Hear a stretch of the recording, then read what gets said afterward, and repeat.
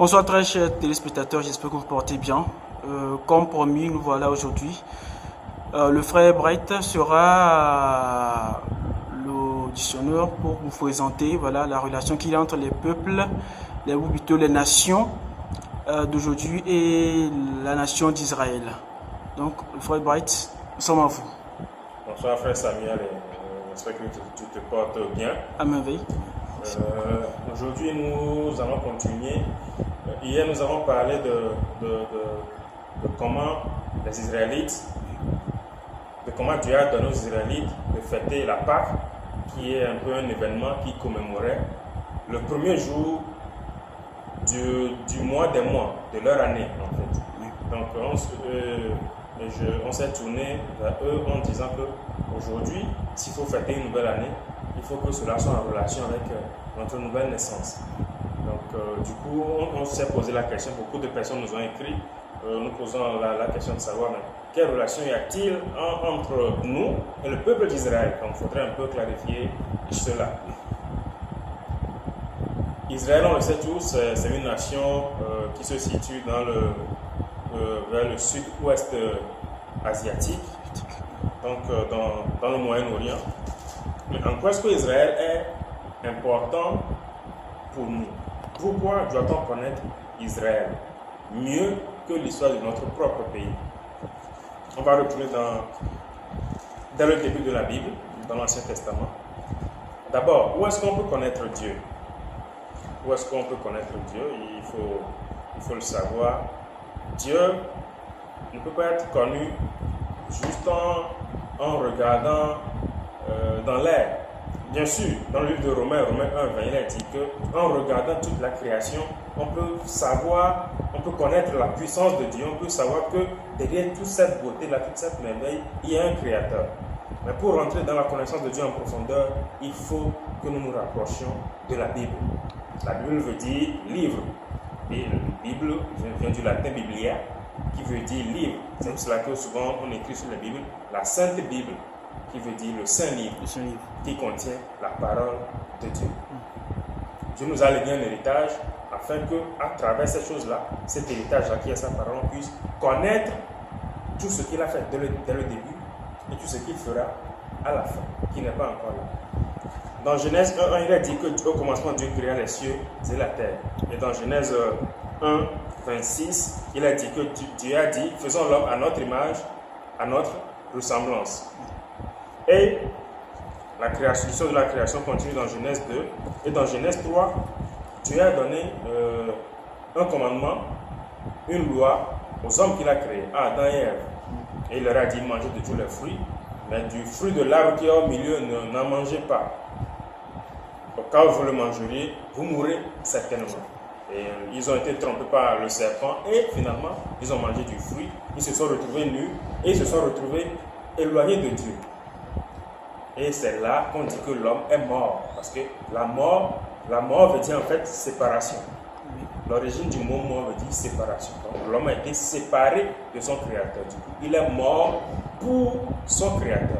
Il n'existe plus pour son créateur. Dieu n'a plus de relation avec l'homme depuis ce jour-là. Et Dieu a ainsi mis l'homme hors du jardin d'Éden, parce que le jardin d'Éden n'avait plus de raison d'être. Le jardin a été créé pour accueillir l'homme, le mettre dans de bonnes conditions. Mais puisque Dieu ne peut plus communier avec l'homme, il a fallu que l'homme soit mis dehors, le jardin d'Éden détruit. Et l'histoire de l'humanité a commencé. Adam a eu 2 enfants, Caïn et Abel. Caïn tua Abel, on ne va pas rentrer dans les détails. Et après, Caïn aussi fut chassé loin d'Adam. Et Adam et Ève eurent un autre fils, Seth. Et par Seth, l'histoire de l'humanité a encore commencé. Et dans Genèse 5, on peut voir la postérité de Genèse 5, verset 1 dit, voici le livre de la postérité d'Adam. Lorsque Dieu créa l'homme, il le fit à la ressemblance de Dieu. Oui. Et le verset 3 dit et il lui donna le nom de Seth, l'autre fils que Adam et Ève ont eu. Et le dernier verset du chapitre 5 dit, Noé, âgé de 500 ans, engendra Sem, Cham et Japheth. C'est-à-dire que Noé est le descendant de l'arrière-petit-fils de qui? De Seth, qui est le fils d'Adam et Ève, les premiers hommes. On voit la relation là tout de suite. Et au temps de Noé dans Genèse 6, on peut voir que Dieu a détruit l'humanité par un grand déluge. L'eau est tombée sur la terre pendant 40 jours, 40 nuits. Et cette eau-là est restée sur la terre pendant près de 377 jours, quand on calcule selon les données que nous avons de la Bible. Et seulement 8 personnes, Noé, sa femme, ses 3 ans, ses 3 fils et leurs femmes ont été sauvés de ce grand déluge-là. Et après cela, après eux, l'histoire de l'humanité a encore continué. Et on peut voir dans Genèse 6, on peut voir ça dans Genèse 6, 7, 8 et 10. Chapitre 10, verset 1 dit ceci. Voici la postérité des fils de Noé, Sem, Cham et Japheth. Il leur naquit des fils après le déluge. Donc ils ont tous eu des descendants après le déluge et ils se sont encore éparpillés sur toute la surface de la terre. Le verset 32 du chapitre 10 dit ceci. Telles sont les familles des fils de Noé, selon leur génération, selon leur nation, et c'est d'eux que sont sorties les nations qui se sont répandues sur la terre après le déluge. Dieu a voulu purifier la terre de la méchanceté de l'homme, mais avec l'eau, le déluge, mais cela n'a pas vraiment marché parce que cette même méchanceté-là est revenue juste après le déluge par Noé, maudissant son fils pour avoir mangé le fruit de la vigne. Et si on réfléchit bien, on peut voir une certaine chose qui se répète. Adam a mangé d'un fruit et le péché est venu. Et Noé, juste après le déluge, la purification de la terre par l'eau, a aussi mangé un fruit et par cela il a maudit son fils. D'où la naissance encore de la méchanceté dans le monde. Du coup, il fallait que Dieu remette encore un plan sur pied pour purifier une fois pour toutes l'humanité. Et qu'est-ce qu'il a fait? Dans Genèse 12, il a choisi un homme, Abraham. Et Abraham est l'arrière-petit-fils aussi de Noé, descendant de Sem, enfant de Noé. Et il a choisi Abraham. Abraham vivait en Babylone, ou dans les Chaldées. Et il a dit à Abraham, quitte la maison de ton père et va dans le pays que je te montrerai. Donc Abraham a pris le long du fleuve Euphrate jusqu'à ce qu'on appelle Charan, qui est de l'autre côté du fleuve Euphrate. Et là-bas, son père, le père d'Abraham, est mort. Et Dieu a encore renouvelé son appel à Abraham, à Charan. Il lui a dit, quitte là-bas. Et Abraham a traversé l'Euphrate pour descendre à Canaan, qui est l'actuel Israël. C'est pour cela que Abraham était appelé l'Hébreu. Hébreu veut dire en fait celui qui vient de l'autre côté du fleuve. C'est pour cela que les Israéliens sont appelés des Hébreux. Parce qu'ils sont descendants d'un Hébreu qui veut dire qu'ils sont descendants de quelqu'un qui vient de l'autre côté du fleuve, Euphrate, pour être plus précis. Et dans Genèse, Matthieu chapitre 1,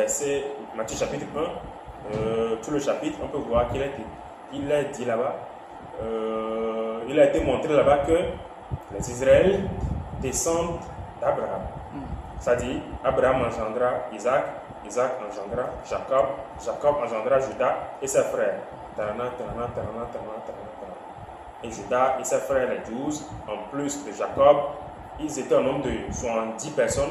Ils sont rentrés en Égypte et ils sont sortis après l'esclavage au nombre de 600 000 hommes et enfants non compris. Et ils sont sortis en tant que nation d'Israël. Maintenant, en quoi est-ce que Israël est important pour nous aujourd'hui? Ce n'est qu'une nation parmi tant d'autres. Pourquoi est-ce que Israël est important? D'abord, dans Deutéronome, avant d'aller là-bas, je voudrais vous faire savoir que Israël est situé à côté du fleuve Méditerranée. Qu'est-ce que ça veut dire?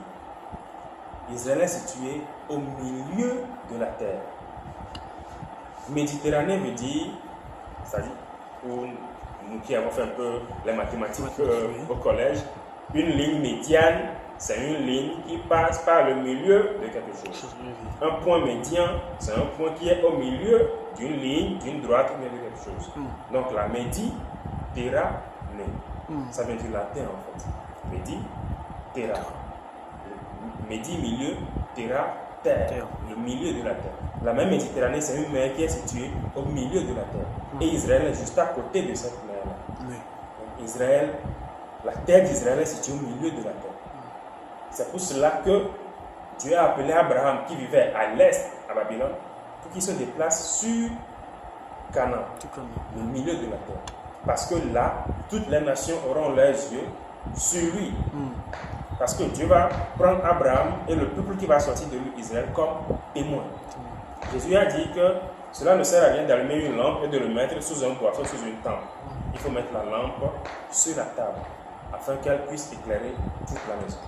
Donc il faut que Dieu mette un peuple qu'il s'est choisi au milieu de la terre pour que ce peuple-là serve de témoin, de lumière pour toutes les autres nations de la terre.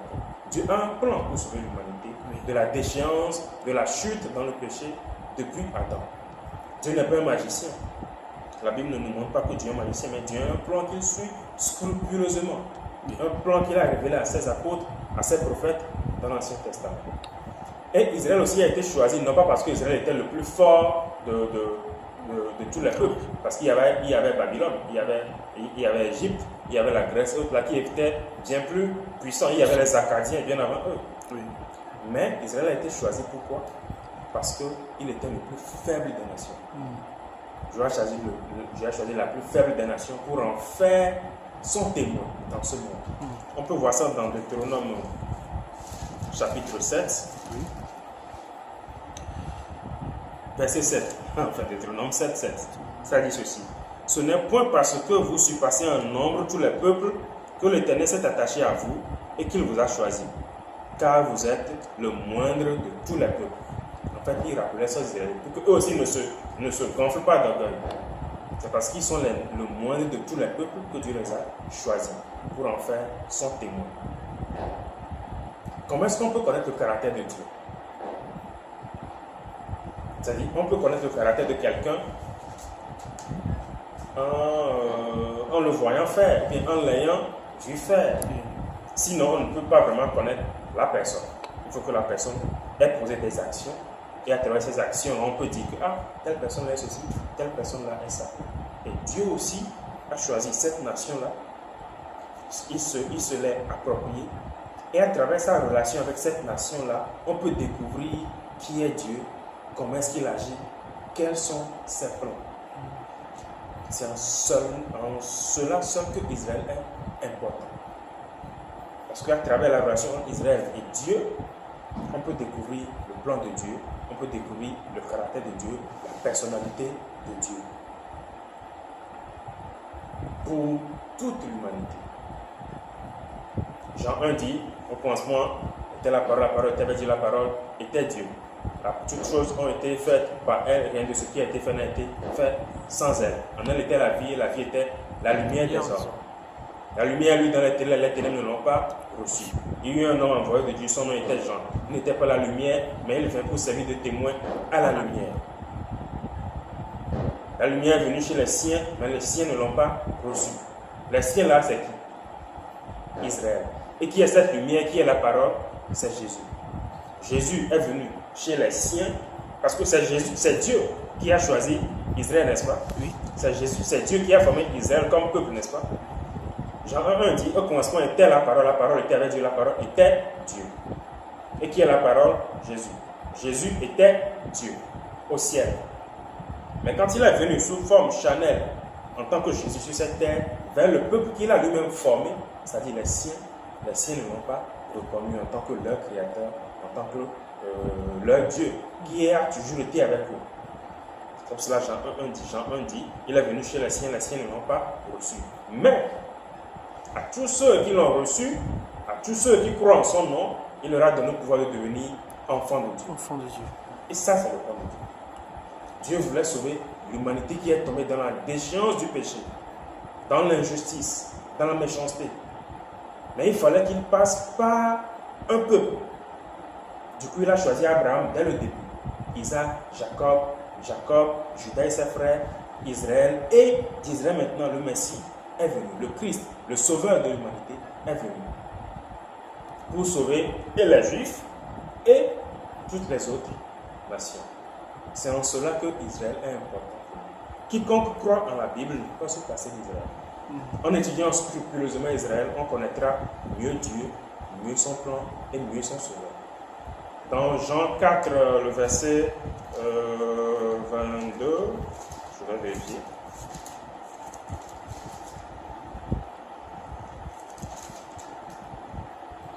Jean 4, 22 dit, Vous adorez ce que vous ne connaissez pas. Nous adorons ce que nous connaissons, car le salut vient des Juifs. C'est Jésus lui-même qui parle ici. Le salut vient des Juifs. Parce que c'est à travers ce peuple-là que le salut a été manifesté.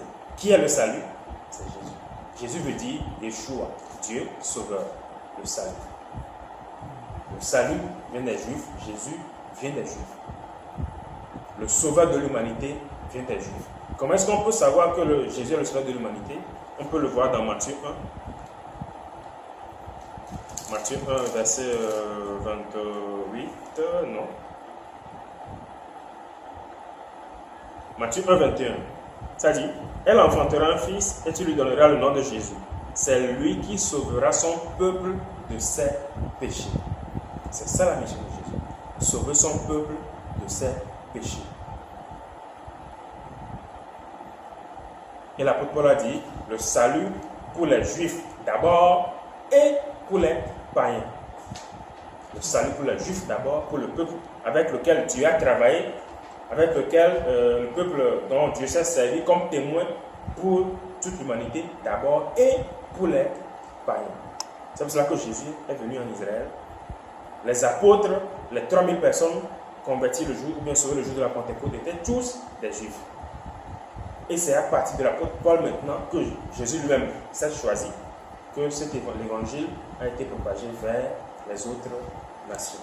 C'est pour cela que nous devons connaître exactement Israël. Et Romains 15, 4 nous dit que ces choses-là ont été écrites afin que nous ayons de l'espérance. L'espérance en le salut. C'est pour cela que l'histoire d'Israël a été écrite dans la Bible. On peut voir ça aussi dans 2 Corinthiens 10, le verset 11. Donc, quiconque aspire au salut, quiconque aspire à la connaissance de la vérité, doit étudier la Bible et ne doit pas négliger l'histoire d'Israël parce que c'est très important, car le salut vient des Juifs. Dans Luc 24, versets 27 et 44, Jésus a dit qu'il faut que ce qui est écrit de moi dans la loi de Moïse, les prophètes et les psaumes s'accomplissent. La loi, les prophètes et les psaumes, c'est quoi? C'est l'Ancien Testament. Et l'Ancien Testament, c'est la Bible de qui? C'est la Bible des Juifs. Et il faut que tout ce qui est écrit de Jésus dans cette Bible des Juifs-là s'accomplisse. Une partie s'est déjà accomplie et l'autre partie s'accomplira. Mais toi qui me regardes aujourd'hui, qu'en est-il de toi? Est-ce que ce qui est écrit ici s'est déjà accompli dans ta vie? Est-ce que ce qui est écrit dans la Bible, dans la parole de Dieu, ce que Dieu a dit, c'est déjà accompli pour toi? Dans Jean 3, Jésus a dit, à moins de naître de nouveau, personne ne peut voir le royaume de Dieu. Est-ce que tu es né de nouveau? Est-ce que cette parole est déjà accomplie pour toi? Parce qu'il faut que cela s'accomplisse. Il faut que cela s'accomplisse pour toi, individuellement. Es-tu déjà passé par la porte étroite? As-tu expérimenté le salut? À travers les mots de la Bible, c'est très important. À travers les mots de la Bible. Laisse-moi te dire ceci. Le baptême ne fait pas naître de nouveau. Dire qu'à partir d'aujourd'hui, je ne vais plus pécher, ne fait pas naître de nouveau. Lever les mains devant l'assemblée de l'église et dire que je confesse Jésus comme Seigneur Sauveur, je le reçois dans mon cœur, ne fait pas naître de nouveau. Parce que la Bible ne dit pas cela. Mais quand on lit dans Acte 10, mais dans Acte 11, l'histoire de Corneille, qu'est-ce que la Bible dit? La Bible dit dans Acte 11 que et Pierre te dira les choses par lesquelles tu seras sauvé. Pierre te dira les choses par lesquelles tu seras né de nouveau. Pour être né de nouveau, il faut connaître un secret. Il faut connaître quelque chose. Il faut connaître le secret de la Bible. Il faut connaître le secret de Dieu. Est-ce que tu le connais? Connais-tu ce secret? C'est très important pour toi de le connaître afin de ne pas passer à côté du plan de Dieu qui a été révélé dans l'histoire, bien dans la relation entre Dieu et Israël, qui a été révélé dans l'Ancien Testament. Frère Samuel, je ne sais pas si j'ai un peu répondu à ta question, sinon je suis toujours disponible. Oui, d'accord, vous avez répondu à ma question et merci beaucoup pour la présentation. J'espère qu'elle sera bénéfique pour toutes et tous. Toutefois, nous sommes toutefois disposés pour répondre à vos questions, à vos inquiétudes et nous vous donnons rendez-vous à la prochaine édition. Voilà. Et des mots de fin, s'il vous plaît. Il faut que tout homme, chez nous ici en Afrique, on dit que si tu ne sais pas où tu vas, au moins il faut savoir d'où tu viens. Et il faut que tout homme connaisse son histoire. Il faut que tout homme connaisse l'histoire de l'humanité. Et cette histoire, on peut la connaître uniquement dans la Bible. J'invite tout le monde à étudier la Bible, à la lire telle qu'elle est. Ne rien y ajouter, ne rien en retrancher. Afin que la bénédiction promise dans la Bible, la vie éternelle, puisse être effective pour tout un chacun. Pour cela, nous organisons des conférences ici et là, dont le thème est la Bible est vraie. Et de temps en temps, lorsque ces conférences seront programmées, on vous le fera savoir afin que vous puissiez y participer. Et c'était la volonté de Dieu, que vous puissiez aussi expérimenter la nouvelle naissance à travers les mots de la Bible. Merci à vous. Merci encore et passez une bonne et excellente soirée à tous. Merci. Bye. À la prochaine.